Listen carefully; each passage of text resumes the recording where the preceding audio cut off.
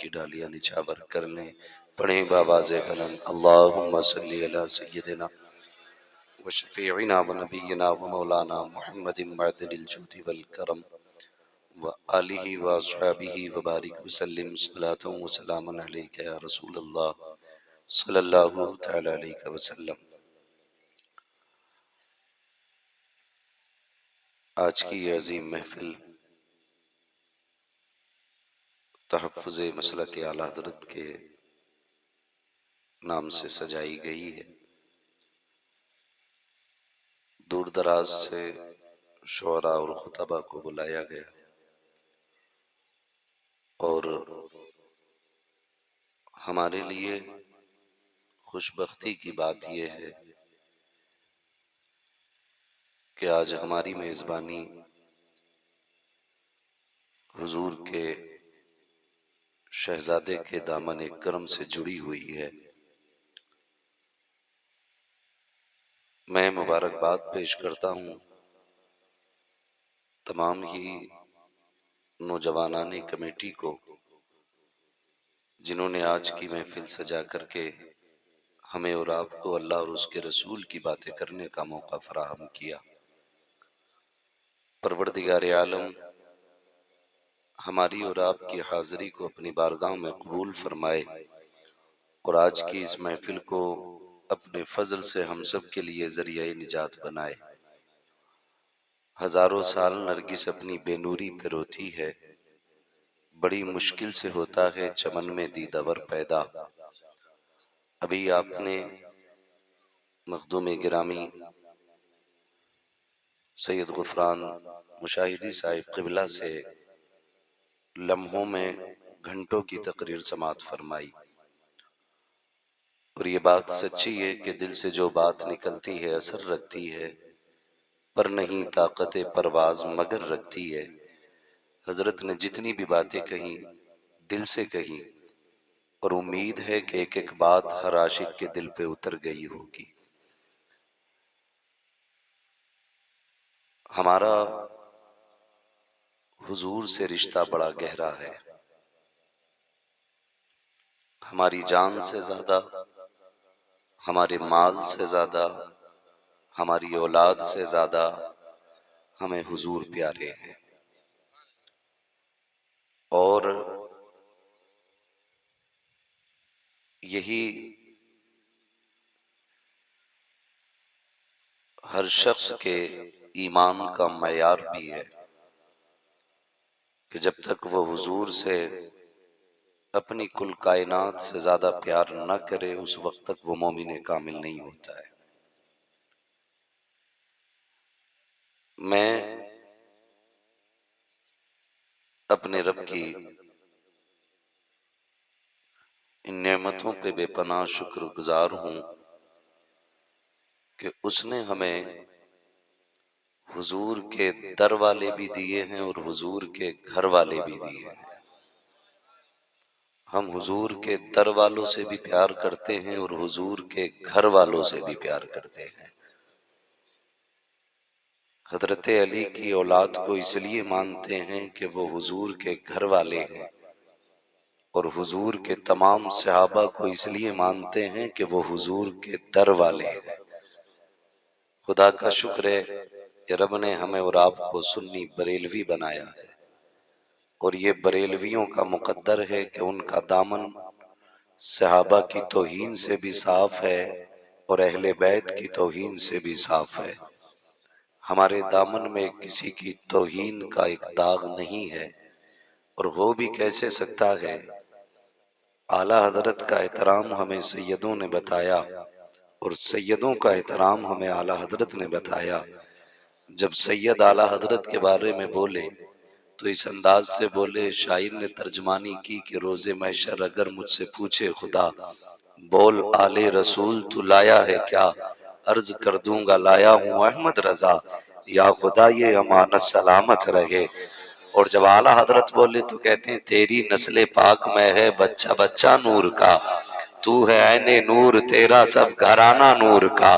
और आगे बढ़ के कहते हैं कैसे आकाओं का बंदा हूँ रजा, कैसे आकाओं का बंदा हूँ रजा, बोल बाले मेरी सरकारों के लोगों में मशवरा देता हूँ, जब बेटे की विलादत पे एक सजदा शुक्र करो, जब दौलत की कसरत पे एक सजदा शुक्र करो, जब दुनिया की ऐशो इशरत के नाम पर रब की बारगाह में एक सजदा शुक्र करो, तो एक सजदा शुक्र इस बात पे भी कर लिया करो, मौला तेरा एहसान है, तूने इमाम अहमद रजा जैसा इमाम हमें अता किया है, इमाम अहमद रजा जैसा ताजदार हमें अता किया है, ये तेरा एहसान है। खुदा की कसम, इमाम अहमद रजा ने पूरी जिंदगी लोगों का रुख नकी अली की हवेली की तरफ नहीं मोड़ा, रजा अली के खानदान की तरफ नहीं मोड़ा, किसी को ये नहीं बताया लोगों मेरे मुस्तफा रजा से प्यार करना, ये नहीं कहते रहे मेरे खानदान से प्यार करना, पूरी जिंदगी यही समझाते रहे, जान है इश्क मुस्तफा रोज फजू करे खुदा, जिसको हो दर्द का मजा नाजे दबा उठाए क्यों। जब तक जिंदा रहना बरेली वाले से जुड़े रहना। मुशाहिदी फैजान लेकर के सरकार तशरीफ फरमा है। हुजूर शेरबेश अहले सुन्नत आला हजरत की चलती फिरती करामत, और आज तक वो लोग जो आला हजरत की बारगाह के परवरदा थे उनकी मिसाल नहीं मिलती है, उनकी मिसाल नहीं मिलती है। सैयदी सरकार आला हजरत दरसगाह में बैठे थे, कुछ लोग मुलाकात के लिए आए, और जब मुलाकात के लिए आए तो रोक दिया गया कि अभी हजरत सबक पढ़ा रहे, थोड़ी देर बाद चले जाना। मैं एक बात कहता हूं कि आला हजरत को हम सिर्फ इसलिए नहीं मानते कि वो किसी खानका के सज्जादा नशीन है, इसलिए नहीं मानते कि किसी मजार के मुजाबिर हैं, वो आला हजरत को इसलिए माना जाता है कि आला हजरत अहले सुन्नत की जरूरत का नाम है। सीधी सी बात है, आला हजरत अहले सुन्नत की जरूरत का नाम है। और आला हजरत की शख्सियत के आगे आज बंदा 4-5 अंगूठियां पहन करके सबसे बड़ा पीर बना घूमता है, ठीक है जी। जिसके बाल लंबे वो उतना ही बड़ा पहुंचा हुआ है, जितना ज्यादा सनीचर है वो उतना ही पहुंचा हुआ बाबा है। जो कपड़े ही नहीं पहनता तो लोग कहते हैं नंबर भी दे के जा, एड्रेस भी दे करके जा। तो जो जितना पगला दिखता है उसी के पीछे लोग पड़ जाते हैं। इमाम अहमद रजा को आप देखिए, खाली पीर नहीं है, दरसगाह में बैठे तो उम्दा मुदर्रिस भी हैं आला हजरत। कलम चलाएं हदीस पे तो अपने वक्त के बुखारी नजर आते हैं, अगर फिका पे कलम चलाएं तो अपने वक्त के इमाम आजम नजर आते हैं। हाँ, अगर तकरीर करने पे आए तो अपने वक्त के सबसे बड़े खतीब नजर आते हैं इमाम अहमद रजा। वो जात मेरे इमाम की है कि 156 उलूम से ज्यादा उलूम पर महारत ताम्मा रखने वाली जात इमाम अहमद रजा की जात है। आप दरसगाह में बैठे हुए पढ़ा रहे थे, किसी ने कहा मिलना है, कहा ठहरिए अभी सबक पढ़ाया जा रहा है। जब सबक पढ़ के बच्चे निकलने लगे तो वो जो मिलने आए थे उन्होंने देखा बच्चों की आंख में आंसू है। किसी ने गुमान किया लगता है हजरत ने डांट दिया होगा, शागिर्द ने थप्पड़ मारा होगा, कोई बात हो गई होगी, गैर हाजिरी को लेकर बात की होगी, सबक को लेकर के कोई बात हो गई होगी। कहते हैं बच्चे तो चले गए, लेकिन जब अंदर गए कहते हैं हैरत हुई, सिर्फ शागिर्दों की आंखें भीगी हुई नहीं थी, बरेली के इमाम की भी आंखें भीगी हुई थी, इमाम अहमद रजा की भी आंखें भीगी हुई थी। पूछ लिया किसी ने, हजरत जी बात समझ में नहीं आई, शागिर्द रोए तो डांटना समझ में आता है, शागिर्द रोए तो उस्ताद का मारना समझ में आता है, शागिर्द रोए तो उस्ताद की सख्ती समझ में आती है, लेकिन उस्ताद क्यों रो रहा है? अल्लाह अकबर। फरमाते हैं मौलाना, यहाँ सिर्फ आलिम नहीं बनाया जाता, यहाँ दरसगाह में हुजूर का आशिक भी बनाया जाता है, आशिक भी बनाया जाता है। शुक्र है रब का कि उसने इमाम अहमद रजा जैसा इमाम हमें अता किया है, और हमारे नजरियों की हिफाजत इमाम अहमद रजा खान फाजिल बरेलवी ने की है। तकलीफ इस बात की है, हम मसलक के आला हज़रत के नारे तो लगाते हैं, इमाम अहमद रजा की गुलामी का दम तो भरते हैं, लेकिन उनके नक्शे कदम पे चलने के लिए तैयार नहीं होते। बातें कड़वी लगेंगी, लेकिन याद रखना दवा जितनी ज्यादा कड़वी होती है फायदा उतना ज्यादा होता है। हम अपने आप को रज़वी भी कहलाते हैं, नारे भी डट के लगाते हैं, लेकिन कदम बिल्कुल हट के रखे जाते हैं हमारे। क्यों? क्या इसी का नाम रज़वियत है? सगा भतीजा भूखा सो जाता है और घर में कोई फर्क नहीं पड़ता, और फिर हम सुबह उठ के कहते हैं मसला के आला हजरत जिंदाबाद।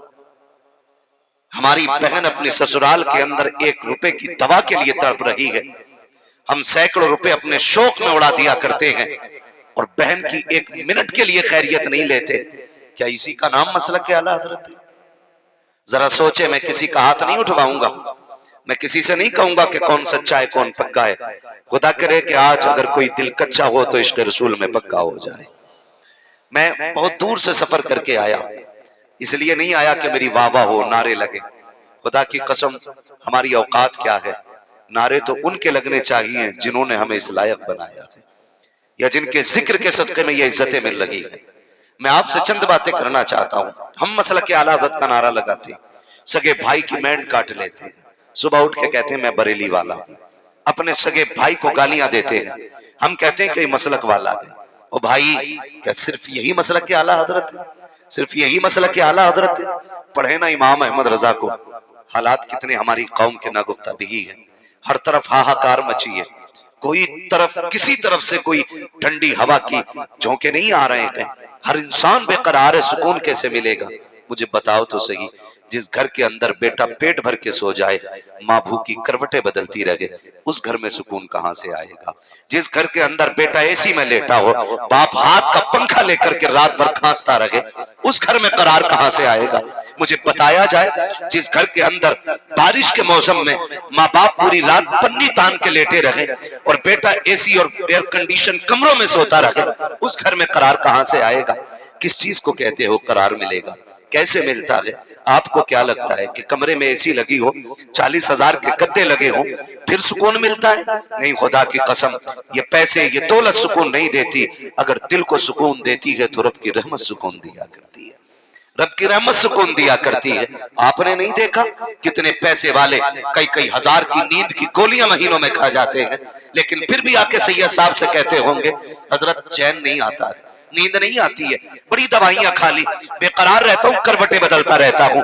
तो भाई अगर बिस्तर पे लेट के एयर कंडीशन कमरे में वीआईपी गद्दे पे भी नींद ना आए ना, फिर हजरत के पास ना जा, अपनी गुजरी हुई जिंदगी पे गौर कर।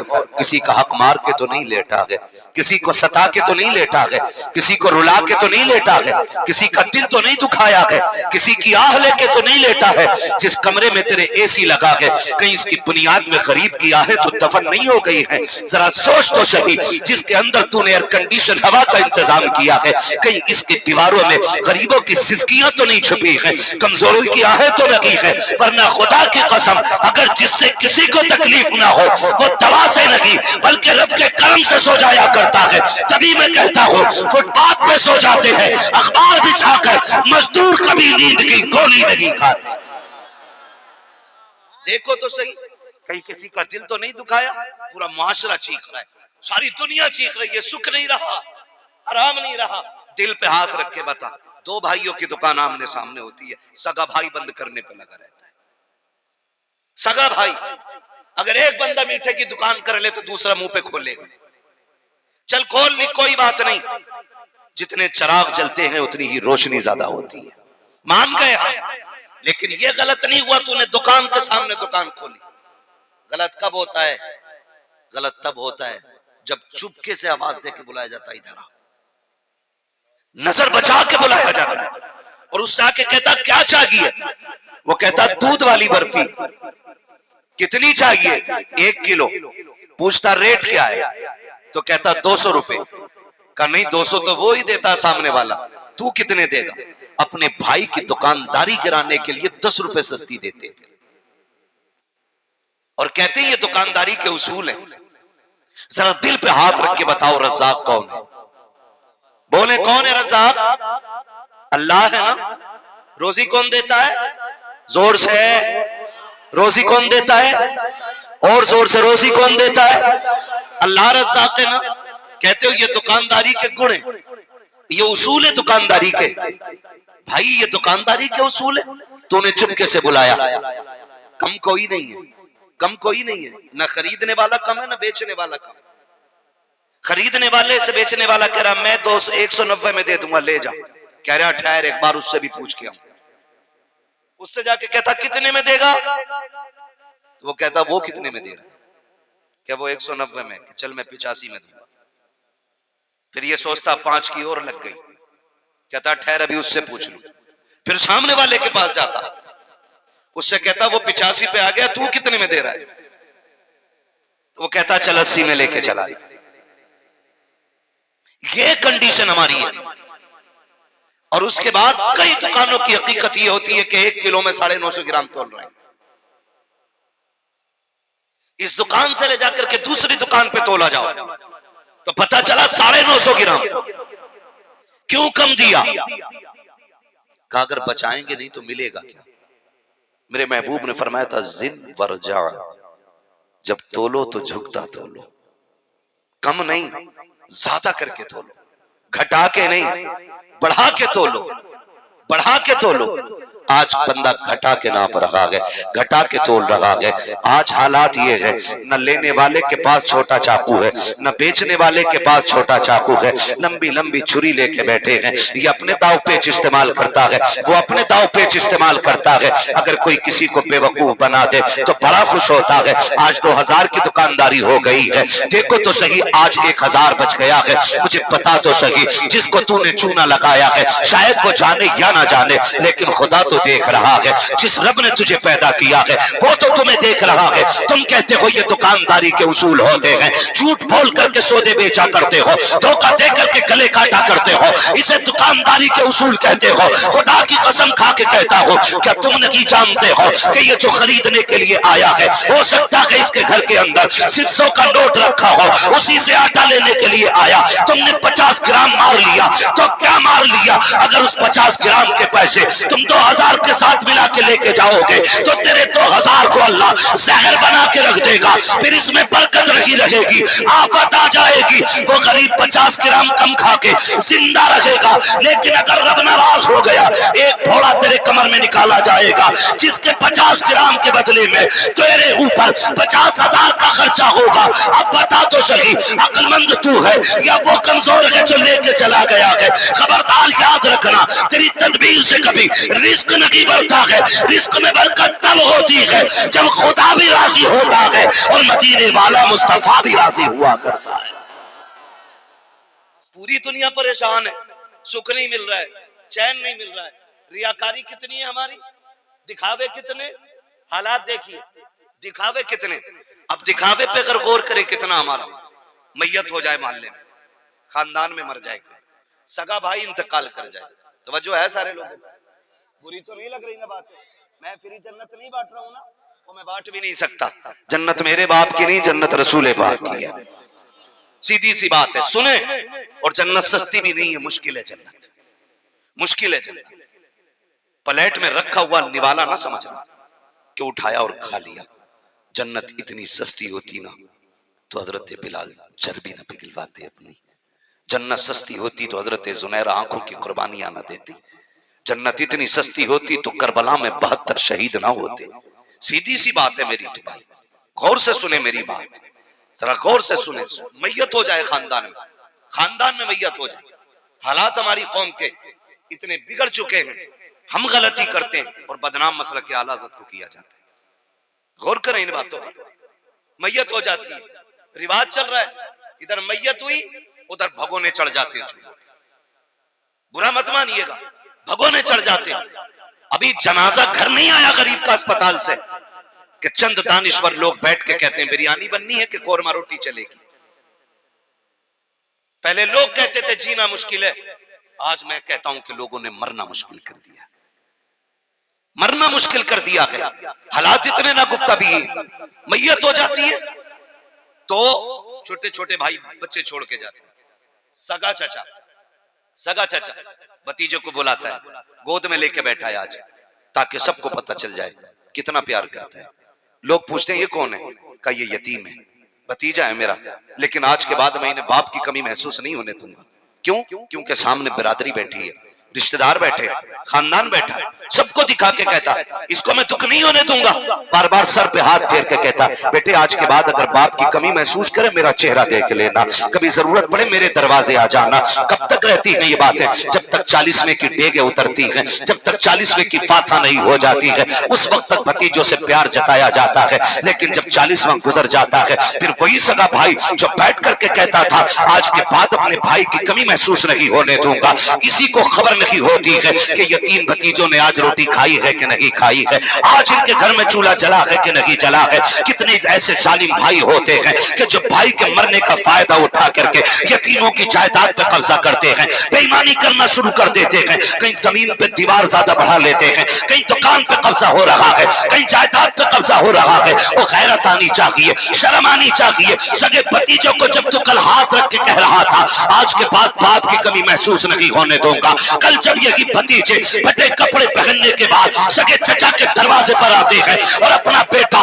पिज्जा या बर्गर खा रहा होता है, केक खाते बेटे से चचा कहता है जा बेटे अंदर लेके चला जा, वरना ये देख लेगा इसकी नीयत पड़ जाएगी, तुझे खाना नुकसान देने लग जाएगा। वो गैरत करो, अगर सगे यतीम भतीजों की नजर लगने लग जाए तो फिर पूछो मत कयामत कब आएगी। खुदा की कसम कयामत तब आ गई थी जब यतीम भतीजा भूख की वजह से तन्हाई में आंसू बहा रहा था। और तुम्हें खुदा का वास्ता, हमने तो उस नबी का कलमा पढ़ा है, अपने तो अपने, उसने गैरों को रोने नहीं दिया है। इंसान तो इंसान, उसने जानवरों को रोने नहीं दिया है। अगर परिंदों ने शिकायत की है तो उसकी आंख में आंसू आ गए हैं, अगर जानवरों ने रोना शुरू किया है तो उसने रोना शुरू कर दिया है। बताओ तो सही ये दिल कब बदलेंगे, कब ये सियाही दूर होगी। लोग कहते हैं नमाजें पढ़ रहे हैं, 5 वक्त नमाज के आदी हैं हम, मगर मुझे बताओ तो सही 10-10 साल हो गए नमाज पढ़ते हुए, लेकिन चेहरे की सियाही नहीं जाती है, बदशक्ली नहीं जा रही है, कोई चेहरे पे नूर नहीं आ रहा है। नूर का मतलब सफेदी नहीं होती है, नूर का मतलब गोरा होना नहीं होता है, नूर का मतलब पुरकशिश होना है। तेरे चेहरे को तो पुरकशिश हो जाना चाहिए था, लेकिन नहीं हो रहा है।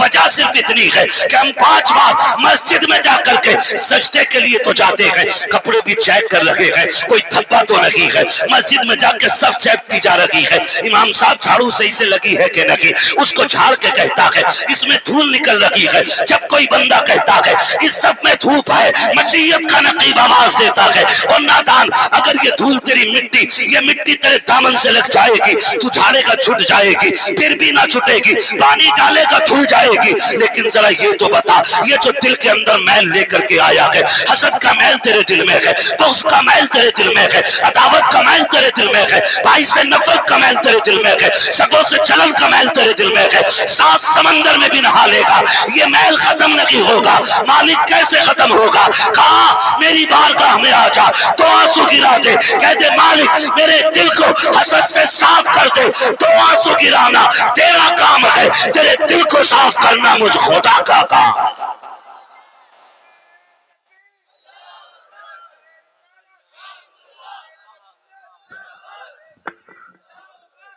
ये हालात है हमारे, गलत कह रहा हूं, ये सच्चाई है। मैं बड़े बड़े मुस्लिम गांवों को जानता हूं। हजरत जी सगे भाइयों की कंडीशन ये, अपने बेटे को भेज के कहता देखा तेरा चचा कौन सी मस्जिद में गया अलविदा पढ़ने के लिए। कहा क्यों? कहा जिसमें वो जाएगा उसमें मैं नहीं जाऊंगा। ये नफरतें हमारे बीच हैं, ये नफरतें इतनी बड़ी बड़ी पल रही हैं हमारे अंदर। हम आगे बढ़ेंगे? कुछ नहीं कर सकते, कुछ नहीं कर सकते जब तक अपनी सफों में इत्तेहाद नहीं पैदा कर। सगे भाई से इतनी नफरत है, उसमें नहीं जा रहे हो जिसमें सगा भाई गया है। अगर किस्मत से कोई चला भी जाए, मस्जिद के जुमे के दिन देखो ऐसे ऐसे कॉलर खोल के ना कफ लगे कपड़ों को यूं करता हुआ आ रहा है मस्जिद में। वो भाई किधर जा रहा है? शर्म कर, अल्लाह के घर जा रहा है। अकड़ के न चल, झुक के चल। 8 दिन गुनाह किए हैं, याद करके चल। आज रब से गुनाहों की माफी लेनी है, आज अपने रब को राजी करना है, आज अपने रब को रो के दिखाना है, आज अपने रब को राजी करके पलटना है। लेकिन जब गया ना जाके यूं पैर मारता जोर से। अगर 10,000 ज्यादा दिए ना मस्जिद में तो एक बार खांसेगा, लोग मुड़ के देखेंगे, अच्छा प्रधान आ गए, जगह दे दो भाई, जगह दे दो, पंखे के नीचे बैठाओ। ये मस्जिद किसी के बाप की जागीर नहीं है, यहाँ पे जहां जगह मिल जाया करे वहीं बैठ जाया करो। हजरत बैठे हुए हैं, सफेद चीर कर आगे जाने की इजाजत नहीं है, किसी के कांधे के ऊपर से गुजरने की इजाजत नहीं है। अगर चूतियों में जगह मिल जाए, अल्लाह का बंदा खुद को समझ, अपने आप को नीचा बना, चूतियों में बैठ जा। यहाँ हुकूमतें नहीं चलती है, यहाँ रब की मर्जी चलती है, रब के फैसले सुन, अपने आप को हाकिम न समझ। ये कोई बैठक नहीं है, पंचायत घर नहीं है, ये वो जगह है जहां पे एक ही सब में खड़े हो गए महमूद आयात, ना कोई बंदा रहा ना कोई बंदा ना।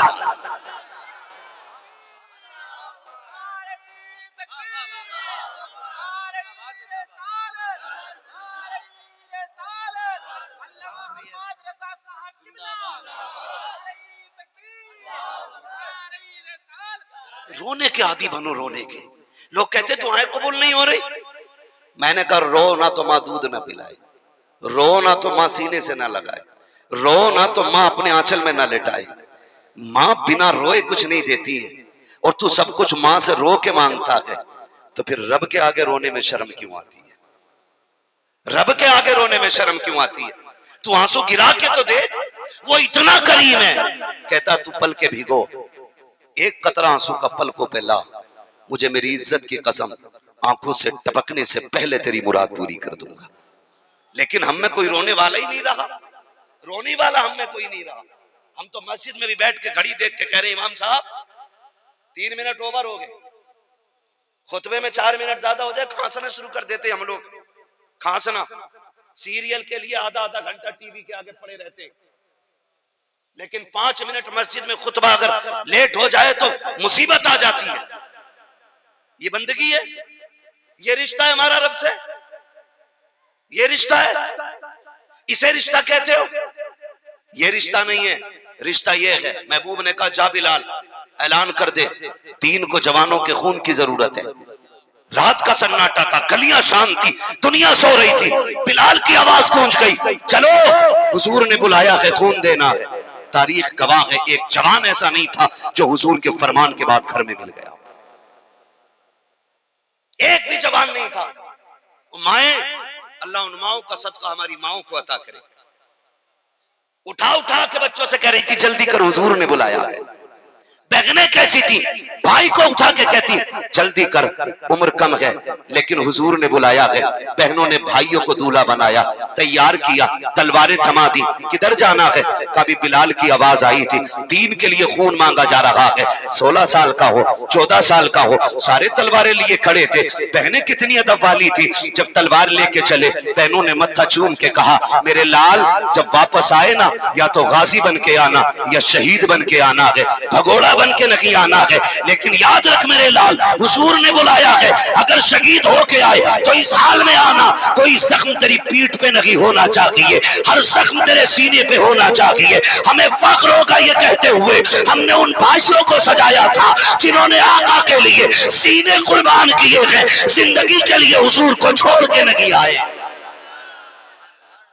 इसे कहते हैं इश्क़ रसूल, इसे कहते हैं इश्क़ रसूल। आज अल्लाह माफ करे, इमाम साहब कहते झाड़ू लगा दे, कह रहा मुझे बड़ा काम है, दुकान खोलनी है, किसी और टाइम डाल दूंगा।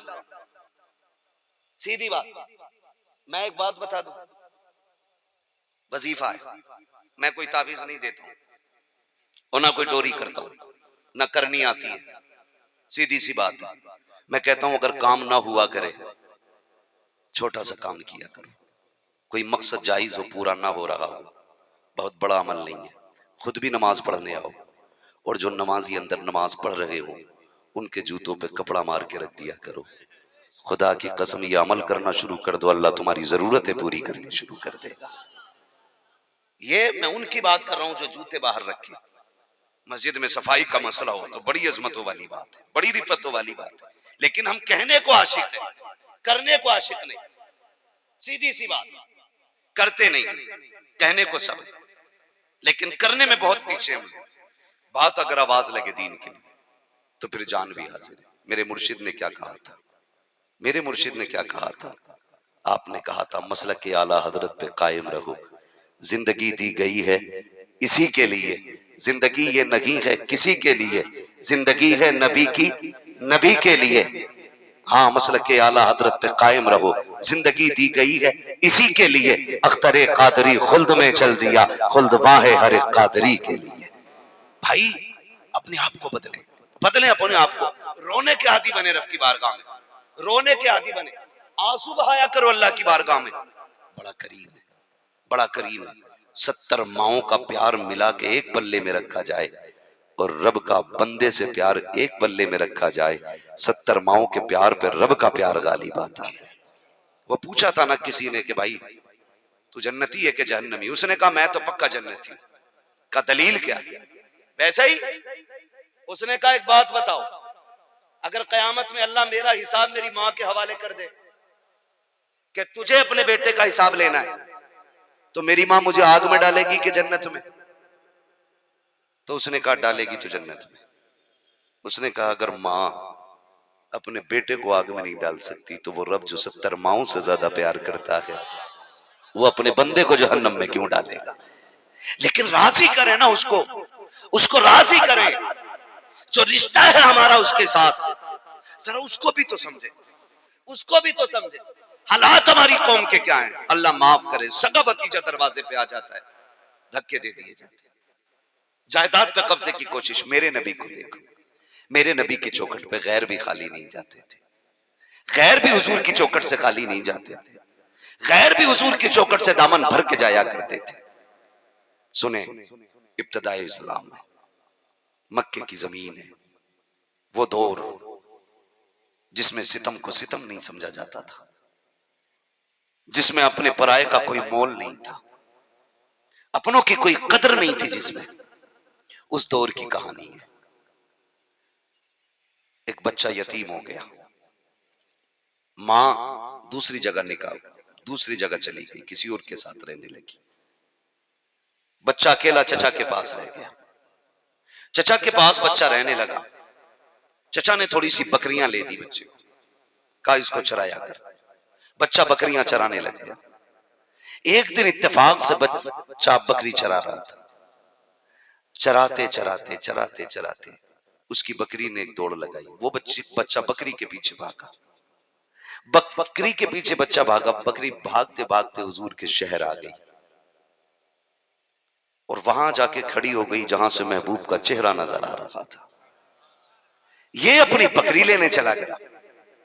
इसने बकरी पकड़ने के जरिए जब आगे कदम बढ़ाया पकड़ने के लिए, तो निगाह हुजूर के चेहरे पे पड़ गई और देखा तो फिर देखता रह गया।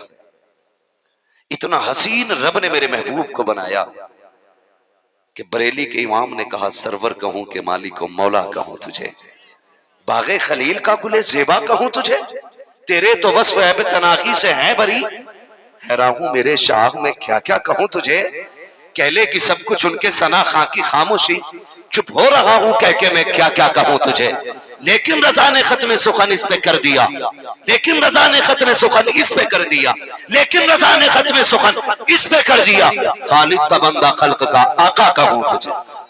देखा तो देखता रह गया। महबूब ने देखा, मुस्कुरा दिए, यूं मुस्कुराए जान सी कलियों में पड़ गई, यूं लब कुशा हुए कि गुलिस्तां बना दिया। फरमाने लगे क्यों खड़े हो, का बकरी आ गई थी लेने आया। फरमाया ले लो जाओ चले जाओ। कहा जाने को जी नहीं करता। कहा क्यों, कहा इतना हसीन मेरी नजरों ने पहली बार देखा है, इतने प्यारे चेहरे वाला आज तक नहीं देखा।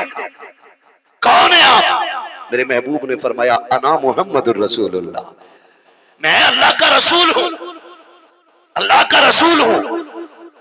थे तो उम्र में बच्चे, लेकिन सोच बड़ी थी, सोच बड़ी थी। क्या काम है, का लोगों को खुदा तक पहुंचाना, का फिर मुझे भी पहुंचा दीजिए।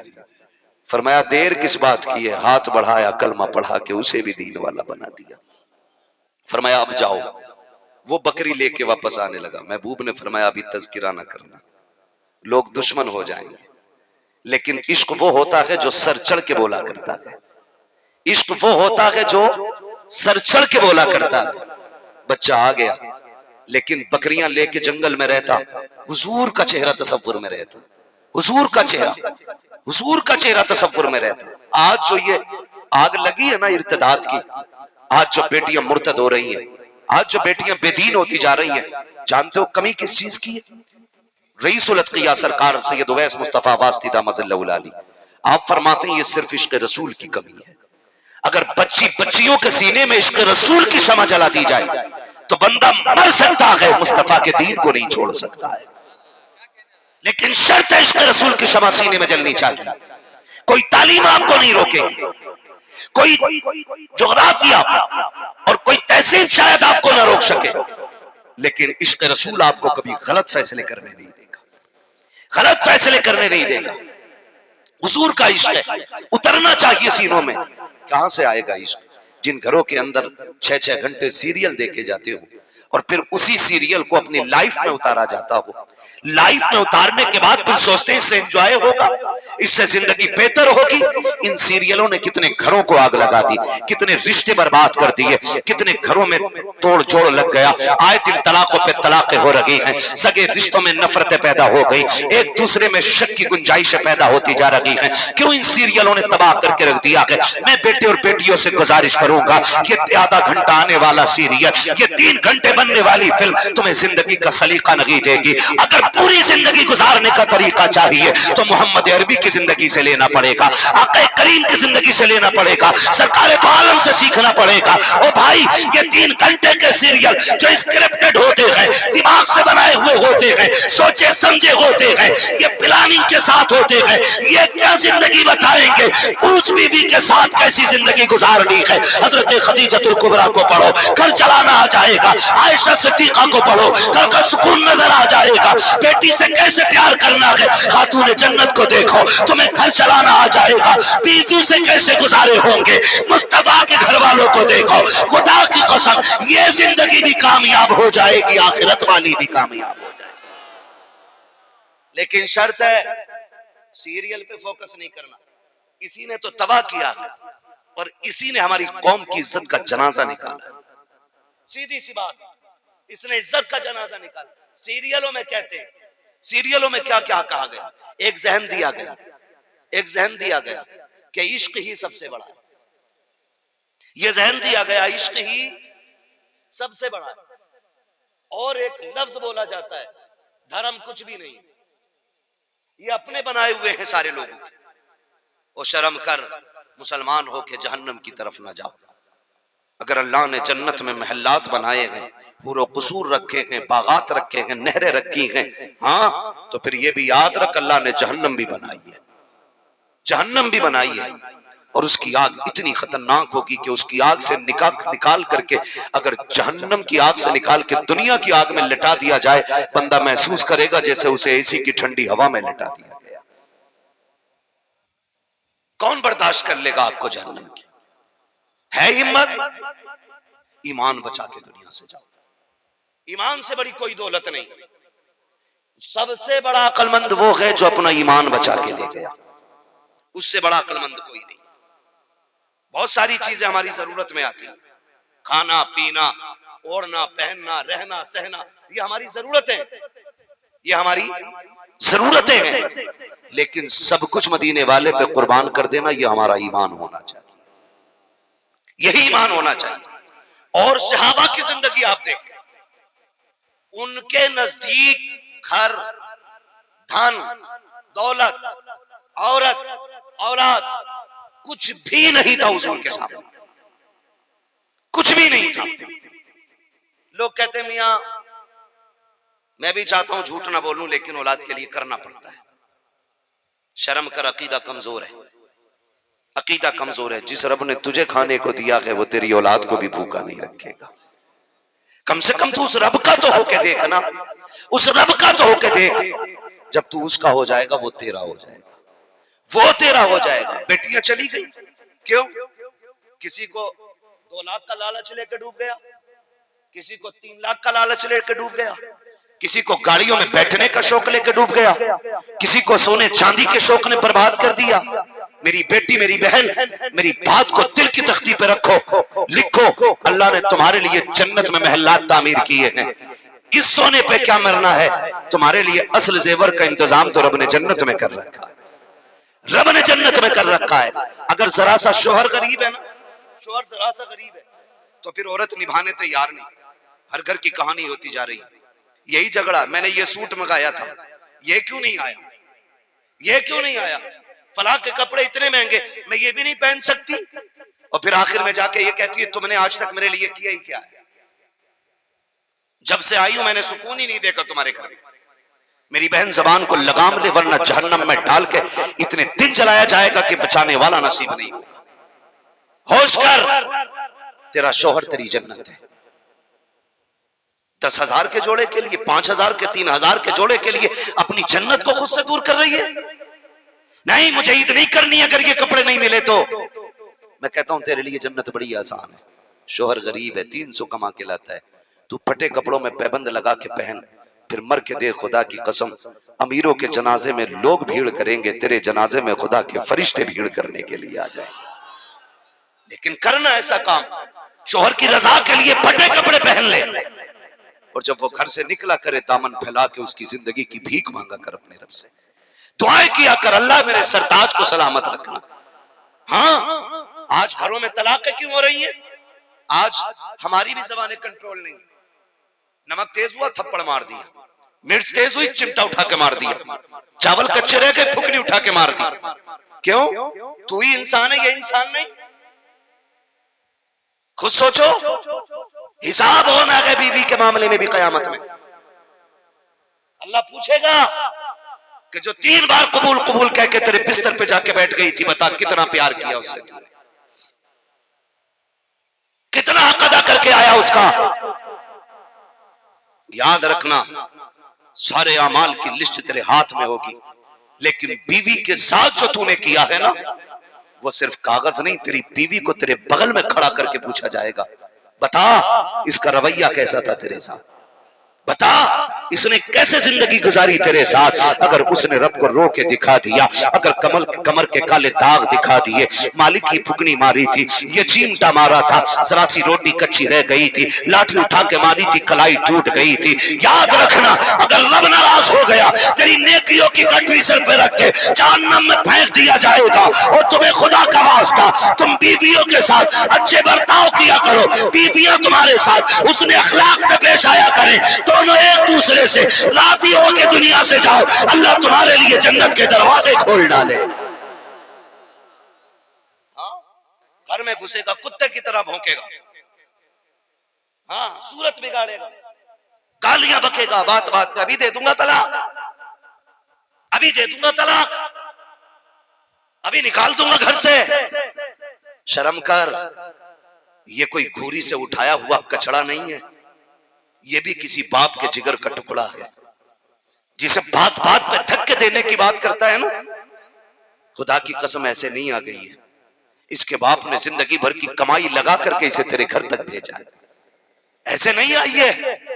तू नहीं जानता है, सिर्फ तू ही बाप का लाडला नहीं है, इसको भी बाप कंधे पे घुमा के गलियों में लेके टहला करता था, इसको भी सीने से लगा के कहता था बेटी नहीं मेरा बेटा है, इसे भी प्यार कर करके कहता था बेटा नहीं तो क्या हुआ, रब ने बेटी दी है, मेरी हमदर्द है मेरी बेटी, मेरे जिगर का टुकड़ा है मेरी बेटी। इसलिए आपसे गुजारिश है, किसी की बेटियों को आंसू ना दिलाया करो, उन्हें रोने पे मजबूर ना किया करो, उनको घर में इज्जतें दिया करो। मेरे महबूब ने फरमाया था तुम में बेहतर वो शख्स है जो अपने घर वालों के लिए बेहतर हो, और तुम सब में मैं अपने घर वालों के लिए बेहतर हूँ। महबूब बताओ ना कितने बेहतर हो। आज औरत जरा से हरकत कर दे तो शोहर बर्दाश्त नहीं कर पाता है, जरा सी मजाक बीवी कर ले औरत थप्पड़ मार देता है। मेरे नबी गुस्ल करके तशरीफ लाए, उम्मुल मोमिनीन सच्चे बाप की सच्ची बेटी, पारसा बाप की पारसा बेटी, सिद्दीक बाप की सिद्दीका बेटी हजरत आयशा सिद्दीका अल्लाह अकबर आगे बढ़ी है, हाथ में आटा लेकर महबूब के बाजू पर लगा देती है। आका ने गुस्सा नहीं किया था, जलाल नहीं आया है, रिश्ते देखो कैसे निभाए जाते हैं। मुस्कुराए अंदर गए, फिर साफ किया, फिर बाहर तशरीफ लाए, फिर उम्मुल मोमिनीन ने आटा लगा दिया, फिर बाहर आए, आका करीम ने कपड़े पहन लिए, पहनने के बाद बाहर जाने का इरादा किया है। जब बाहर जाने का इरादा किया, आयशा सिद्दीका ने यूं बाजू फैलाए, आका इधर जा रहे हैं तो आयशा यूं हो जा रही है, आका इधर जा रहे हैं, उम्मुल मोमिनीन इधर हट जा रही है। आज तुम दुकान पे जाते हो और बीवी रास्ता रोक ले, थप्पड़ मार के चले जाते हो, धक्का दे के चले जाते हो, क्या तेरी मसरूफियत मेरे नबी से ज्यादा है? क्या तेरी जिम्मेदारी ताइफ के मुसाफिर से ज्यादा है? मुझे बता तो सही, क्या तेरी जिम्मेदारी गारे हिरा के इबादत गुजार से ज्यादा है? क्या तेरी जिम्मेदारी मेरे नबी की जिम्मेदारी से ज्यादा है? आका करीम की तारीख उठा करके देखो, उम्मुल मोमिनीन ने यूं हाथ लगाए, इधर जाती है, आका करीम इधर हटते हैं, फिर इधर आ जाती है। आखिर मेरे नबी ने कहा था आयशा चाहती क्या हो? का एक दिन मेरे बाप अबू बकर ने कहा था आयशा अगर आका अकेले मिल मिल जाए, अपने लिए दुआए मगफिरत करा लेना। आका मैं ये चाहती हूँ उस वक्त तक आप ना जाए जब तक मेरे लिए दुआए मगफिरत ना कर दे। किस चीज की अकल में डूब रहे हो, किस चीज ने तबाह किया है, कौन सा घमंड लेके बैठे हो। आयशा सिद्दीका को आखिरत की फिक्र देखो, कह रही है आका फिक्र है आखिरत के लिए, दुआ कर दे अल्लाह मेरी मगफिरत फरमा दे। आका करीम ने हाथ उठा दिए हैं, कहते हैं या अल्लाह मेरे आयशा की मगफिरत फरमा दे, मेरी आयशा की मगफिरत फरमा दे।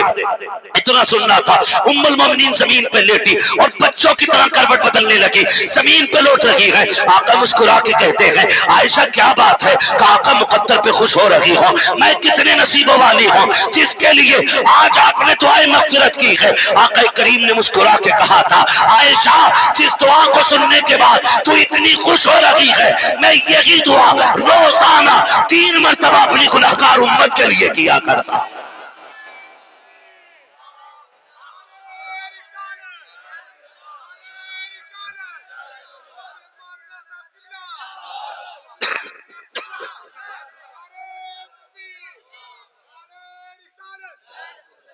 वो मेरे भाई घरों के हालात अच्छे करो, घरों के हालात अच्छे करो। मियां बीवी गाड़ी के 2 पहिए होते, बताओ अगर मोटरसाइकिल का एक पहिया पंचर हो जाए तो कैसे चलेगी, समझ गए? आड़ी तिरछी चलती है, पता नहीं कब ट्रक के नीचे चली जाए। यही है ना, पंचर अगर हवा कम भी हो जाए तब भी इधर उधर भागने लगती है गाड़ी। बिल्कुल उसी तरह मियां बीवी गाड़ी के 2 पहिए, बच्चे उसमें बैठने वाले सवारी की तरह है। बाप घर के अंदर इंजन होता है। अगर गाड़ी में पंचर हो जाए और गाड़ी पंचर के साथ यूं ही चलती रहे तो सवारी का क्या हाल होगा। 2-4 किलोमीटर के बाद सूरत नहीं पहचानी जाए, इतने टकराएंगे सर से सर। वो भाई इसलिए अपने घरों के हालात अच्छे करो, घरों के हालात अच्छे करो। माँ बाप अच्छे होते हैं तो औलाद खुद ब खुद अच्छी हो जाया करती है, औलाद खुद ब खुद अच्छी हो जाया करती है। लेकिन सुबह उठ के 30 गालियां नाश्ते में दे रहे, औलाद क्या बनेगी। बायजीद बुस्तामी, खालिद बिन वलीद, मोहम्मद बिन कासिम, अपने घरों को जहन्नम बनाओ, 1 लाख बार दुआ मांगो यहाँ के, उस वक्त तक हालत नहीं बदलेगी जब तक तुम हालत बदलने की अपनी पूरी कोशिश नहीं कर लो। याद रखना मेरी बात, अपने बच्चों की तरबियत अच्छी करें, झगड़ों से निकलें। आज हालात क्या, हालात क्या, पहली बात तो शादी हो ही नहीं रही है, और अगर हो जा रही है तो मियां बीवी एक दूसरे को नीचा दिखाने पे लगे पड़े, एक दूसरे को जलील करने पे। बैठ जाए आमने सामने तो कहता मजबूरी में लेके आया हूं तुझे, तो कह रही है जाओ मेरे बाप की अकल मारी गई थी जो तुम्हारे साथ हां कर दी। कम दोनों नहीं है ना, दोनों ही कम नहीं है। वो कहता तुझसे तो बेहतर तक कुत्ता बांध लिया जाए दरवाजे पे। वो कहती तेरे शोहर, तेरे जैसे शोहर से बेहतर तो है कि आदमी बिना शोहर के मर जाए। जब ये बातें होंगी तो घर चलेंगे कि तलाकें होंगी। जोर से डर क्यों रहे हो, कि यही काम कर रहे हैं क्या? नहीं ना, अल्लाह करे हमारी महफिल में ऐसा कोई ना बैठा, कोई ना बैठा हो, दुआ है मेरी। लेकिन अगर हो तो अल्लाह करे आज के बाद ये झगड़े खत्म हो जाए। इस बात पे डट के आमीन कहने से पता लग रहा है कि मसले अच्छे नहीं है। हाँ, कोई हंस के छुपा रहा है अपनी बात, कोई पर्दे डाल के बैठा है ना, समझ ले मेरी बात। ये बातें होती है बैठ करके, चल चल है क्या तू। और अगर इस झगड़े से निकल जाए, अल्लाह माफ करे, हज़रत तशरीफ फरमाए, पूरी जिम्मेदारी के साथ ये बात कहता हूँ, 6 महीने निकाह को नहीं होते, फोन करके कह रहे कोई डोरी कोई तावीज का क्या, परसों से दौड़े ही ना रुक रहे, जाफे आ रही हैं, बैठे बैठे गिर जाती है। एक आया था 10 अंगूठी पहने हुए था, 5-5 फीट के बाल थे उसके, लपेटे पड़ा था, कह रहा था कि इस घर में जिन्नात हैं। उसके झपट्टे में आ गई, ऐसी ऐसी इस्तेलाह लाते, अरे लपेटे में आ गई। अब लपेटा पूछो क्या हो, हमारी समझ में लपेटे नहीं आते। कि ना 7 जुमेरातें मेरे मजार पे आइए और 8 जुमेरातें फला मजार पे जाइए। बेचारा मजार ही करते करते बूढ़ा हो गया, ना खुद कुछ कर सका ना बच्चों को कुछ बना सका। वो बुढ़िया हो गई लेकिन उसके भूत ही नहीं उतरे, उतरे उसके जिस पे हों। और जो खुद भूत नहीं हो उससे छुटकारा तो बस एक ही सूरत में मिल सकता, या तो तू दुनिया छोड़ दे या वो दुनिया छोड़ दे। सीधी सी बात है। तो ये नौटंकियां अगर इससे भी बच जाए, पूरा दिन बैठेगी पूरे मोहल्ले में। शाम को आदमी का आने का टाइम होगा, उठा ही ना जा रही, बड़ा दर्द है, आटा ही नहीं गूंथती। शोहर पूछ रहा क्या हुआ, रोटी ना बनी क्या जी? उठा जा रहा क्या? चला जा रहा मुझसे कोई? तुम्हें तो रोटी की पड़ी रहती है। इस तरह से शोहर से मिलती है। अगर घरों की ये कंडीशन होगी तो तलाकें नहीं होंगी तो क्या होगा? घर कैसे चलते हैं जानते हो? आज अगर शोहर ने बीवी को पैसे दिए हों, फर्ज कर ले आप बाहर से आए, आपने 1000 रुपए दे दिए, आपकी जेब में पैसे नहीं, आपने 100 रुपए फिर ले लिए उससे, तो वो आप पे कर्जे में चढ़ गए। मेरे हैं तुम पे 100 रुपए, मरने को मर जाएगी, 100 रुपए नहीं भूलेगी। दिए किसने थे? बोले चाचा कतई नहीं बोल रहे, या तो अकेले रह गए हैं या फिर समझौते की सूरत ही नहीं बची है। किसने दिए थे? शोहर ने दिए थे। फिर उसी को जब वापस 100 रुपए किसी काम से उसने ले लिए तो उधार। यहां तक कि अगर बीवी के लिए भी सर का तेल लेने जाए तो कहती उधार दे रही हूं। कितने हो गए? 200। फिर मसाला खत्म, खागी तो तू भी कि ना उधार दे रही हूं। 300,000 रुपए का कर्जा चढ़ा दिया गरीब पे। जब घर के अंदर तेरा मेरा होने लगे तो फिर घरों में रहमतें नहीं, घरों में लानतें बरसा करती है। तेरा मेरा क्या, माना कि तू मरीज है, तू थकी है, तू बीमार है, लेकिन ये जो सुबह से शाम तक मंडी में बोझ उठा के आया है, ये भी ये सोच के आया था घर जाऊंगा, बच्चों से मिलूंगा, थकन उतरेगी। कोई अब्बा कह के आवाज देगा, कोई पानी लेके दौड़ेगा, कोई पंखा लेके आएगा। कितने ख्याल लेके घर में आया था, 1000 थकन लेके अपने साथ आया था। मंडियों में लोगों ने धक्के भी दिए थे, गालियां भी दी थी, लेकिन तुम्हारी खुशी के लिए सबके बर्दाश्त करता रहा, सिर्फ इसलिए ताकि बीवी के चेहरे पे मुस्कान ला सके। लोगों ने गालियां दे दे करके बोझ उठवाया, लेकिन इसने किसी का शिकवा नहीं किया, किसी से कोई शिकायत नहीं की।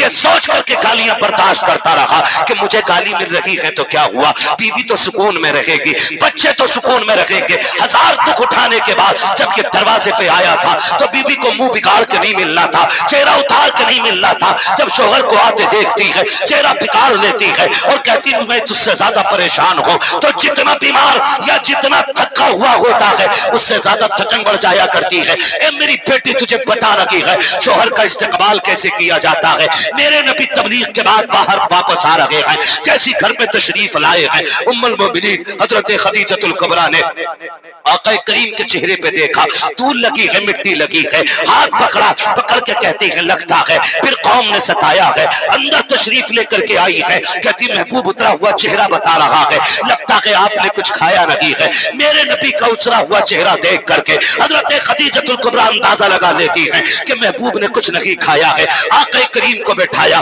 बैठाने के बाद आप एक खजूर का प्याला लाई है, लाने के बाद पहली खजूर उठाई है, महबूब के मुंह में दी है, दूध का प्याला आगे बढ़ाया। आका करीम ने हजरत खदीजतुल कुबरा का चेहरा देखा, जब दूसरी खजूर बढ़ाई है आका करीम ने हाथ पकड़ लिया, कहते खदीजा तू बता तूने कब से नहीं खाया है? मैंने खजूर खा ली है, तूने भी तो कुछ नहीं खाया है, तेरे चेहरे की उदासी बता रही है कि तुमने कुछ नहीं खाया है। उम्मुल मोमिनीन आयशा सिद्दीका की आंख में आंसू आ जाते हैं, या रसूल अल्लाह हमारी फिक्र न कीजिएगा, आप खा लीजिए। कहा क्यों आयशा? क्यों खदीजा जैसी भूख मुझे लगती है वैसी तुम्हें भी तो लग रही होगी। अगर मैं भूखा हूँ तुम भी तो भूखी हो, तुम क्यों नहीं खाती हो? तब हज़रत आयशा सिद्दीक़ा ने कहा था, या रसूल अल्लाह, अगर भूख की वजह से हमें कुछ होता है तो सिर्फ खदीजा का नुकसान होगा, और भूख की वजह से अगर आपको कुछ हो गया तो सिर्फ खदीजा का नहीं पूरी कायनात का नुकसान हो जाएगा। या रसूल अल्लाह, मेरे जैसी तो और बेटी भी आ सकती है, लेकिन तेरे जैसा कयामत तक कोई नहीं आ सकता है।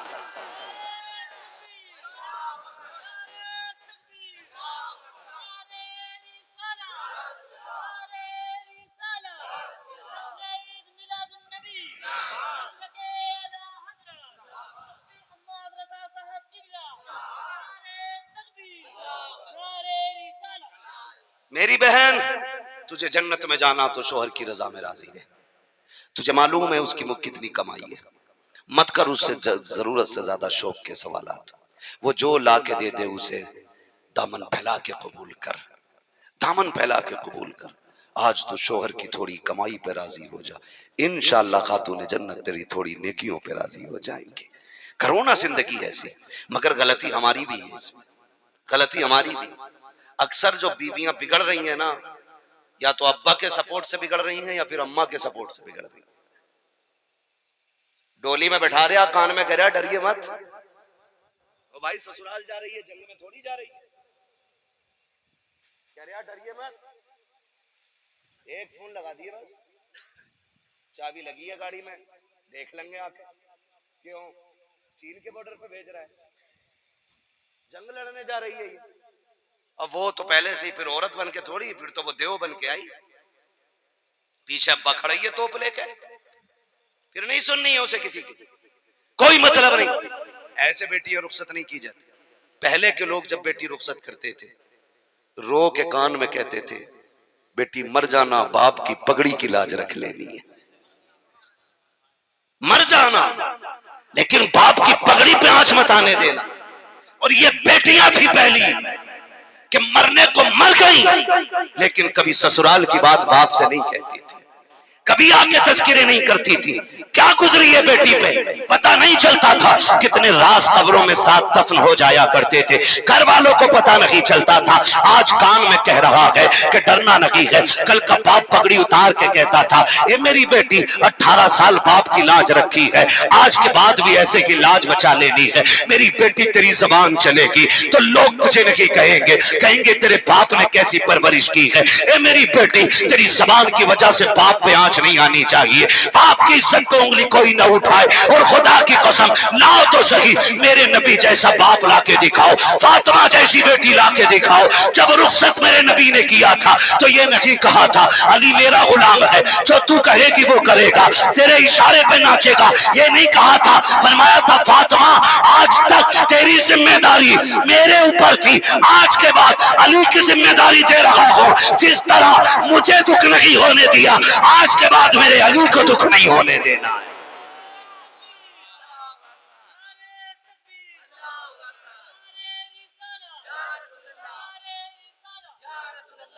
तवज्जो है सारे लोगों की। तो बेटियों को रुखसत करना है तो तूफान बना के नहीं, रहमत रहमान बना के रुखसत करना है। रुखसत करना है बेटियों को तो उन्हें इज्जत का सबक पढ़ा के रुखसत करना है, इज्जत का सबक पढ़ा के रुखसत करना है। आज तक हमने किसी बाप को बेटी का घर संवारते हुए नहीं देखा, नहीं देखा ना भाई को। अगर आप इंटरफियर करेंगे मियां बीवी के मामले में ना, तो घर बनने के बजाय बिगड़ जाएगा, बिगड़ जाएगा 100%। घर ऐसे नहीं बनते, घर ऐसे बनते, घर ऐसे बनते। हुजूर एक दिन खातून जन्नत के दरवाजे पे तशरीफ लाए, कह दें जरा सुभान अल्लाह। मालिक जन्नत खातून जन्नत की चौखट पे आ रहे, और बेटी से प्यार देखिए, अपनी बेटी का दरवाजा है। किसके दरवाजे पे? जोर से, अपनी बेटी के दरवाजे पे। कौन? तुम्हारे वालिद, अब्बा आ जाइए। हुजूर बेटी का दरवाजा बजा के बता रहे हैं, बेटी का दरवाजा बजा के कि किसी भी घर में बेइजाजत नहीं जाना। आज तो अल्लाह माफ करे, बड़ा बड़ा समझदार पड़ा, घर में घुस के कह रहा घुस के खास रहे आप। जब अंदर आ गया दरवाजे के तो कह रहा आऊं क्या, अब तो आ ही गया बे। अपने के घर में, बल्कि अपने घर में भी जाओ तो बगैर खांसे मत जाओ, क्योंकि बहन है, बेटी है, पता नहीं किस हाल में बैठी है। खांस के जाओ ताकि अगर सर पे दुपट्टा ना हो तो बेटी दुपट्टा रख ले, कपड़े खुले हो तो बदन संभाल के ढक ले, अपने घर में भी झांक के जाओ। अब तो हालात ये है कि दीवारों में से अंदर की झांक के देख रहे हैं क्या चल रहा है। कई लोग तो दीवार के सुराख ही बंद नहीं करते, झगड़े हो जाते। कहता मेरी दीवार मैं बंद रखूं या खुली रखूं दीवार। इसमें ख्याल रखिएगा, किसी के घर में झांकने की इजाजत नहीं है, वरना आंख फोड़ने की इजाजत है। आंख फोड़ देनी चाहिए जो घर में झांक के देगा। महबूब अपनी बेटी के घर आ रहे हैं, आ जाइए बाबा। हुजूर गए, बेटी का उतरा चेहरा देखा। बाप बेटी का रिश्ता बड़ा अनोखा होता है। बाप बेटी को उदास देख लेना तो खुशियां रूठ जाती हैं। हुजूर बेकरार हो गए, फातिमा खैर है ना मेरी लाडली? बेटी क्या बात है, चेहरा क्यों उतरा है? आंख में आंसू भर लाई। बाबा अभी अली नाराज होके चले गए, अभी नाराज होके चले गए। अब्बा जाइए ना, मेरे अली को बुला लाइए। हुजूर उल्टे पैर दौड़े, पूछा नहीं किसी से अली कहां, जरूरत भी क्या थी पूछने की। वहां पहुंचे जहां अली थे। पहुंच कैसे गए? बरेली के इमाम कहते हैं और कोई गैब क्या तुमसे निहा हो भला, जब ना खुदा की छुपा तुम पे करोड़ों दुरूद। वहां पहुंचे जहां अली लेटे,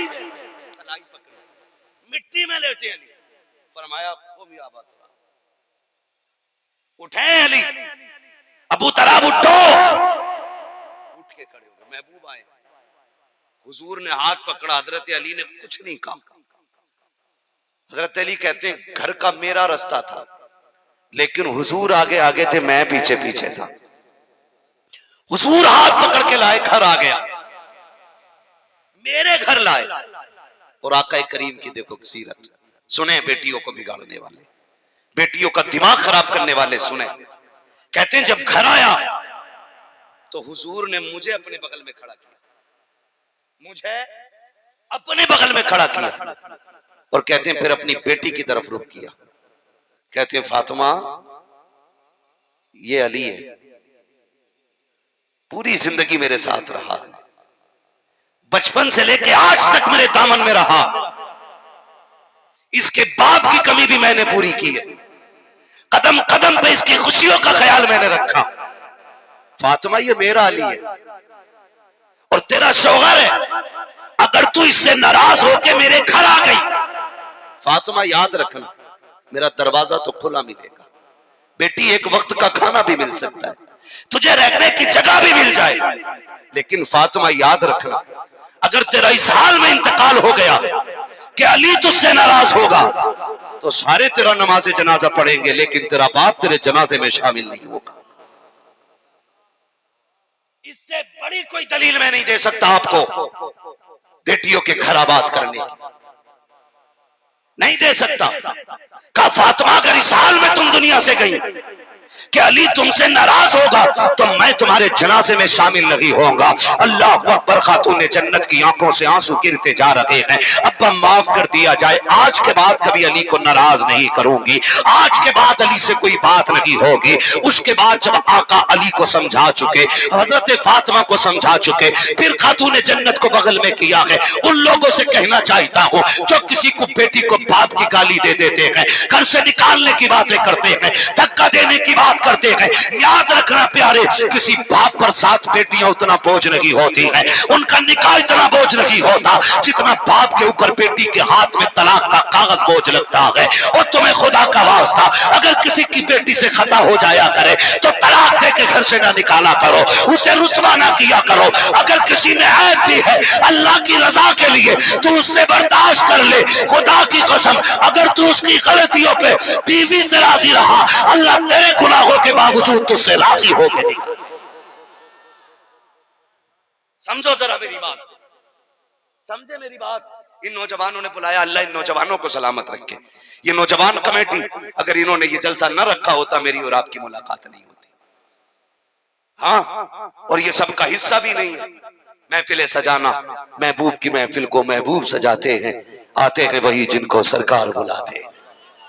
ये सबका हिस्सा नहीं है। अल्लाह नौजवानों की उम्र में बरकतें करे, इनकी कमाइयों में भी बना बरकतें अता फरमाए जो हुजूर की महफिल सजा रहे हैं। उम्मत तक पैगाम के लिए मुझे बैठाया गया। मुझसे मेरे भाइयों ने, नौजवानों ने कहा था कि इस्लाह मुआशरा भी होना है, कुछ पैगाम ऐसे होने चाहिए जो हमारे मुआशरे में सुधार आए। अल्लाह तौफीक दे, मेरी बातों को गौर से सुन लेना। फरमाया, फातिमा मैं तेरे जनाजे में शामिल नहीं हुआ। उसके बाद हजरत अली को सामने खड़ा किया, बेटी को बगल में लिया। अब देखें बाप बेटी का रिश्ता महबूब कैसे निभाते, कैसे निभाते। फरमाते, अली मालूम है ना फातिमा खदीजा के बगैर रही है। हुजूर ने हाथ पकड़ा हुआ है बेटी का 6 साल की थी जब खदीजा छोड़ के गई, और जाते जाते मेरे हाथ में हाथ दे के कहा था, महबूब मेरी बेटी को रोने न देना। मैंने बाप की कमी भी इसकी मैंने पूरी की है, माँ की जगह भी मैंने इसको प्यार दिया है।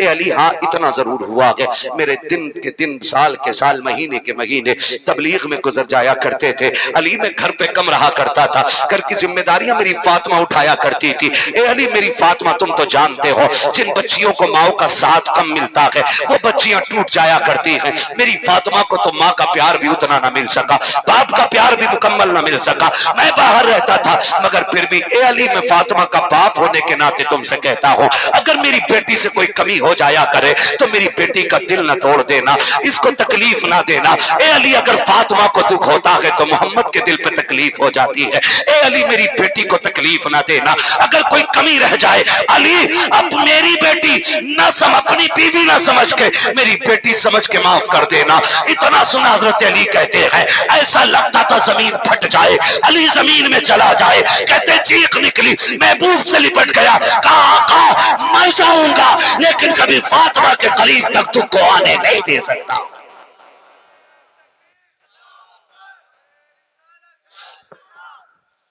ऐसे घर चलाए जाते हैं, ऐसे मुआशरा बनाया जाता है।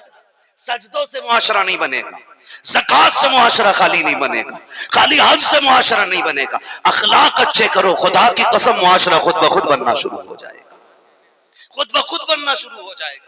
जब तक हमारे रवैये अच्छे नहीं होंगे हमारी इबादतें मुंह पे मार दी जाएंगी, हमारी नेकियां मुंह पे मार दी जाएंगी। ऊपर से कितना भी इत्र लगा लो, अंदर से अदावत का कड़वाहट, अदावत की बदबू अगर रहेगी तो ये इत्र कामयाब नहीं है।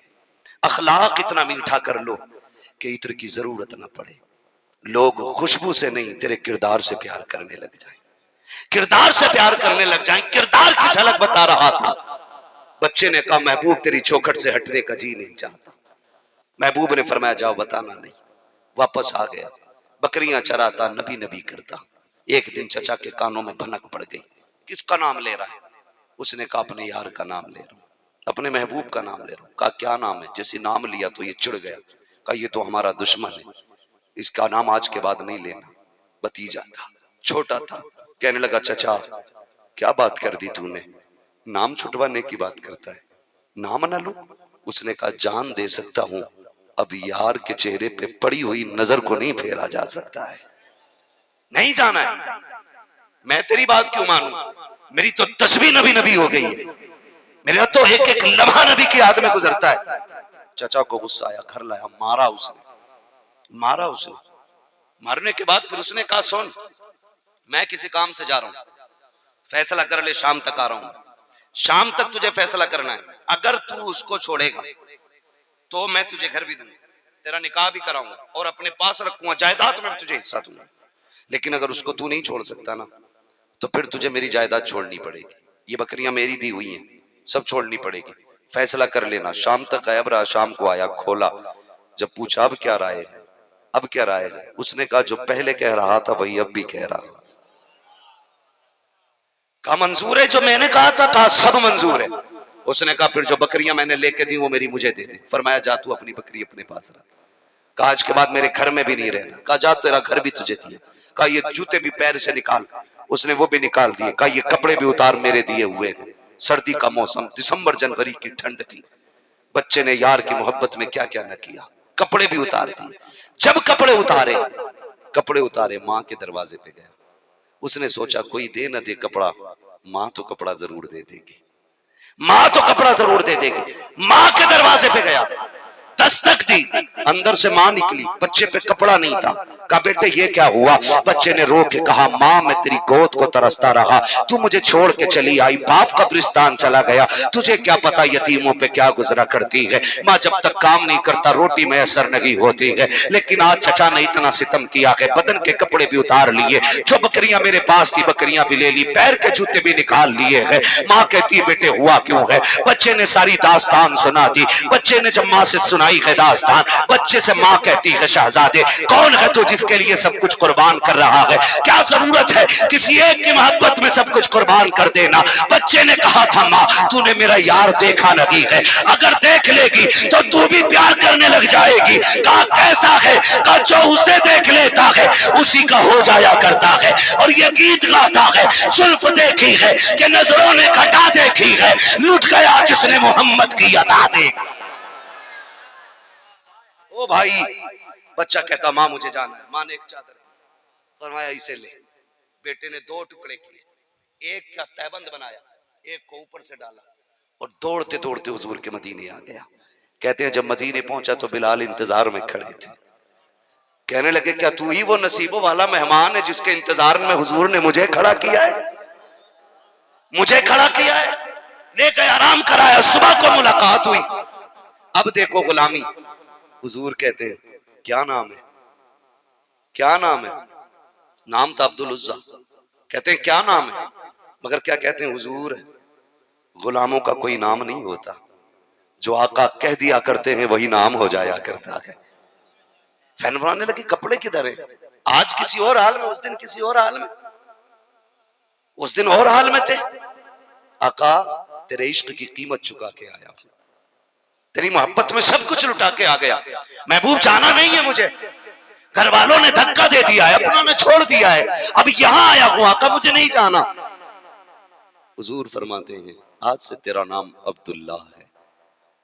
कहा ये दो टुकड़े हुजूर अम्मी ने एक चादर दी थी, फाड़ के मैंने आधे टुकड़े का तहबंद बनाया, आधे को ऊपर से लपेटा, फरमाया जा तेरा पूरा नाम अब्दुल्ला जुल्वजादैन हो गया है।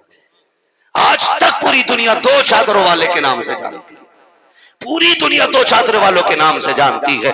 जानते हो खुदा की कसम आगे हुजूर की बारगाह में रहने लग गए, असहाबे सुफ़्फ़ा में शामिल कर दिए गए। आका करीम गुलामों के कैसे नाज उठाते हैं देखो तो सही। मस्जिद में किसी को जोर से कुरान पढ़ने की इजाजत ना थी, अब्दुल्ला जुल्वजादैन तिलावत कर रहे हैं, तेज आवाज में तिलावत कर रहे हैं। इतने में एक सहाबी हजरत उमर आगे बढ़े, कहते हैं आहिस्ता पढ़। जब डांट दिया ना तो आपकी आंख में आंसू आ गए, हुजूर की बारगाह में गए। आका उमर ने आज डांट दिया है। आका करीम ने उमर को बुलाया, कहा क्यों डांटा है इसको? कहा आका इतनी तेज आवाज से कुरान पढ़ रहे थे, इजाजत नहीं है। फरमाया उमर खबरदार मेरे अब्दुल्ला को कुछ ना कहना, ये सब कुछ लुटा के मेरी चौखट तक आया है, सब कुछ उल्टा के आया है, बहुत कुर्बानी लगी है इसकी मेरे लिए। अल्लाह अकबर। ये हुजूर नाज उठाते हैं, हुजूर नाज उठाते हैं। आपसे भी इतनी गुजारिश है, आपसे भी इतनी गुजारिश। हजरत ने कहा था इश्क है तो इश्क का इजहार होना चाहिए, हर गली हर कूचे में प्रचार होना चाहिए। हाँ अगर किसी के जनाजे में ऐलान लगा तो क्या लगा, बताया गया तो क्या बताया गया? ये पुत्थन का जनाजा है, अच्छन का जनाजा है, सेठ का जनाजा है, मुखिया का जनाजा है, जमींदार का जनाजा है। और यारो ये नारे तो लगते रहते हैं, मजा तो तब है इस शान से जिंदगी गुजार के जा। अगर तेरा जनाजा जा रहा हो बताने की जरूरत ना पड़े, तेरे जनाजे की खुशबू कहती जा रही हो, लगद में इश्क रुखे शह का दाग लेके चले, अंधेरी रात सुनी थी चराग लेके चले, तेरे गुलामों का नक्शे कदम है रागे खुदा, वो क्या भटक सके जो ये सुराग लेके। करेंगे इंशाल्लाह ऐसा, घरों के हालात बेहतर करेंगे, अपने बच्चों को पढ़ाइए, तालीम पे सबसे ज्यादा जोर देने की जरूरत है, तालीम पे सबसे ज्यादा अपने बच्चों को तालीम दें। अब दौर तोपों का नहीं है, मिसाइल का नहीं है, अब कलम का दौर है। जो कलम वाला होगा वही आगे बढ़ेगा। आने वाले दौर में प्याले में भीख नहीं मिलनी है, अब क्यूआर कोड से भीख मिल रही है। किसी फकीर से कह दो टूटे हुए ना तो कह रहा फोन पे कर दे। भिखारी इतने आगे बढ़ गए तो हमें कितना आगे बढ़ना चाहिए? हम मुसलमान हैं, इल्म हमारी इम्तियाजी शान है, इल्म हमारा जेवर है और कौम मुस्लिम सबसे जाहिल है। ये अफसोस के सिवा और क्या हो सकता है? आप जलालुद्दीन रहमतुल्लाह तआला अलैह की बस्ती में रहते हैं, अल्लाह वाले की छत्र छाया में रहते, हर सुन्नी अल्लाह वाले के साए में रहता है। लेकिन आपसे इतनी सी गुजारिश है, इतनी गुजारिश है, इस बार बाबा का उर्स अगर आए ना तो भले चमक दमक कम करना, लंगर चाहे थोड़ा छोटा कर लेना, मगर उनके नाम का पैसा इकट्ठा करके गांव में सबसे ज्यादा माइंडेड बच्चे को तलाश करना और पूरी बस्ती मिलकर उस बच्चे की तालीम पे जोर लगाना। उस पैसे से बाबा जलालुद्दीन की चौखट पे जाके कहना, बाबा ये तेरे नाम का इकट्ठा किया पैसा है, लंगर तो एक दिन में लोग खा के चले जाएंगे, 4 दिन तक तेरा दिया हुआ इस चौखट के ये चावल खा के बातें कर लेंगे, लेकिन इस पैसे से इस बार चावल नहीं, लाइट नहीं, तमाशे नहीं, बाजे गाजे नहीं, इस पैसे से तालीम वाले बंदे को आगे बढ़ाया जाएगा, ताकि इस पैसे से अगर कोई आईएएस बनने के बाद, आईपीएस बनने के बाद जब कुर्सी पे बैठे तो किसी के साथ ज्यादती ना करे, इंसाफ करके दिखाए और समाना ये कहे अगर एक गुलाम ऐसा है तो हुजूर के सारे गुलामों के इल्म का आलम क्या। करेंगे इंशाअल्लाह ऐसा।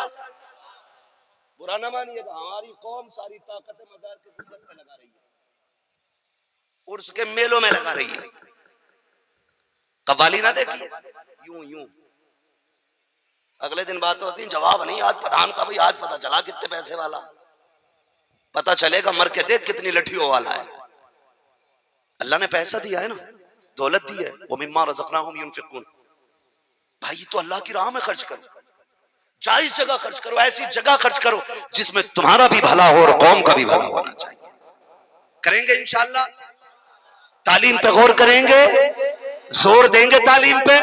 नौजवानों से आखिरी बात, चेहरे पे दाढ़ी सजा, लिबास मुस्तफा वाला पहनो, लिबास मुस्तफा वाला। ईद के दिन या जुमे के दिन खाली कुर्ता पजामा पहनते, अंदर से कैसा फील होता है बताएं जरा?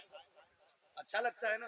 एक दिन कुर्ता पजामा पहनो इतना अच्छा लगता है, अगर दिनों रात कुर्ता पजामा पहनने लगोगे तो फिर कितना अच्छा लगने लगेगा। चेहरों पे दाढ़ियां रखो, मरना है ना, बोले जिसे जिसे मरना वो बोले मरना है। ये कुर्सी वाले शायद नहीं मरना चाहते, लेकिन याद रखिए जब कारून शद्दाद हामान कोई नहीं बचा तो बचने तुम भी नहीं हो, चेयरमैन हो या जमींदार हो, मौत सभी को आनी है, सबको आनी है कि नहीं? तुम याद करो या मत करो, कब्र रोजाना तुम्हें 70 मरतबा आवाज देती है। कितनी मरतबा? 70 मरतबा कहती है होशियार होशियार होशियार, मैं कीड़ों का घर हूं, मैं अजदहों का घर हूं, मैं सांप बिच्छुओं का घर हूं, मैं अंधेरे का घर हूं, होश में रहे होश में, अंधेरा है अंधेरा उजाला लेके आ। हाइलोजन लगवाओगे, बल्ब लगेगा, सीएफएल लगेगी, ट्यूबलाइट लगेगी, लगेगा कुछ नहीं ना, फिर क्या लगेगा? कब्र तू बता क्या लेके आए? वो कहती है तहज्जुद पढ़ के आना, कुरान की तिलावत लेके आना, किसी बल्ब की जरूरत नहीं है, अल्लाह मेरे अंदर तेरे सजदों की बरकत से चांद से ज्यादा रोशनी पैदा फरमा देगा। कह रही है वो कब्र हमसे, लेकिन दाढ़ी मुड़ाए जा रही है। मौलाना भी ब्याह ना हुआ, ब्याह नहीं हुआ, क्यों भाई? ब्याह हो जाए तो फिर रख लेंगे। आज तक कोई दाढ़ी वाला बिना औरत के मरा है क्या? किसी मौलवी को किसी ने लड़की न दी, ऐसा सुना नहीं ना? फिर दाढ़ी का बहाना, औरत का बहाना क्यों बना रहे हो? नौजवानों मशवरा मेरा, अल्लाह तौफीक दे, शादी से पहले दाढ़ी रख लो, शादी से पहले दाढ़ी रख लो, क्योंकि शादी से पहले दाढ़ी रख लोगे ना तो फिर ये दाढ़ी घर में चुड़ैल नहीं आने देगी, भूतनी नहीं आने देगी। अगर कोई ये कहे कि दाढ़ी मुड़ा तब तेरे घर में आना, समझ लेना चुड़ैल है। अगर कोई दाढ़ी रखेगा तो नहीं आऊंगी तो समझ लेना भूत नहीं है। पहले ही पहले ये एंटीवायरस है, पहले ही पहले इसने सामने वाले को बता दिया, तेरी अम्मा खाली चेहरा देख के आई थी, तेरी बहन ने कपड़े देखे थे, बाकी घर वालों ने कद कामत देखा था, अंदर हम देख रहे हैं इसके अंदर क्या है। अगर कोई दाढ़ी वाले को देख के सुभान अल्लाह हुजूर की सुन्नत वाला है तो फिर आंखें बंद करके निकाह कर लेना, इसलिए कि जिसने दाढ़ी को पसंद किया है उसने दाढ़ी को नहीं बल्कि खातून जन्नत ने उसको तेरे घर के लिए पसंद कर लिया। पहले दाढ़ी रख लो और फिर मरो तो चेहरे पे जनाजे में दाढ़ी सजी होनी चाहिए। फरिश्ते कफन हटाएं, खोल के देखे के ढक दो, का क्यों का हिसाब लेके क्या करोगे? चेहरा बता रहा है हुजूर का गुलाम लेटा हुआ है।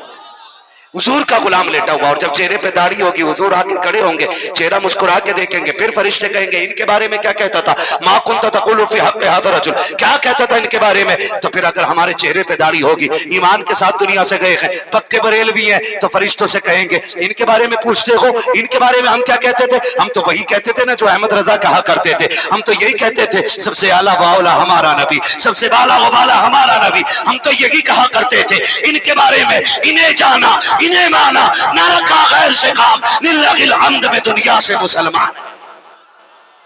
अल्लाह ताला हमारी कौम को अक्ल सलीम अता फरमाए, हमारे घरों में बरकतें अता फरमाए, हमारी बहन बेटियों के नसीबे अच्छे फरमाए, नौजवानों को अल्लाह बरकतें अता फरमाए। जिन नौजवानों ने मेहनत करके कोशिश करके मजदूरी के मेहनत के पसीने से इस जलसे को सजाया है, अल्लाह इनकी कमाइयों में खातून जन्नत के सदक़े में बरकतें अता फरमाए।